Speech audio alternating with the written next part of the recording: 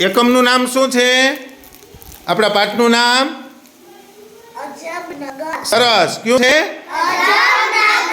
સરસ. અજબનગરની આપણે 8મી પ્રવૃત્તિ કરવાની છે. કેટલામી પ્રવૃત્તિ કરવાની છે? 8મી પ્રવૃત્તિ. જો એમાં વાક્ય તમારે હું વાક્ય બોલું એ તમારે સાંભળવાના છે. જો એ વાક્ય ખોટું હોય તો તમારે જીભ બહાર કાઢી અને હા હા હા કરવાનું છે. શું કરવું છે?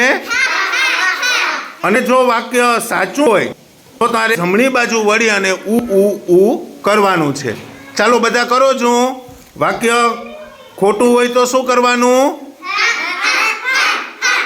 અને વાક્ય સાચું હોય તો? સરસ, વેરી ગુડ. હવે જો હું પેલું વાક્ય વાંચું, તમારે એનો મને અભિનય કરવાનો છે. દરેક માણસને 4 હાથ હોય છે. માછલીઓ પાણીમાં રહે છે. સિંહ માળામાં રહે છે. સરસ. જીભ કાઢવાની અને હા હા હા કરવાનું. જીભ હજી બધા કાઢતા નથી.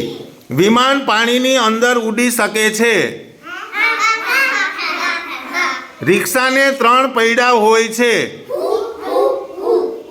ગરોળી માણસની જેમ ચાલે છે. ઘડિયાળમાં 3 કાંટા હોય છે. તરબૂચ કાપીએ તો ગોટલો નીકળે. કોથળો દફતર જેવડો હોય છે. માણસ ઘરમાં રહે છે. વિદ્યાર્થીઓ ભણે છે. શું આવશે? સરસ, વેરી ગુડ. તો આપણે અજબનગરની કેટલામી પ્રવૃત્તિ કરી? સરસ, વેરી ગુડ.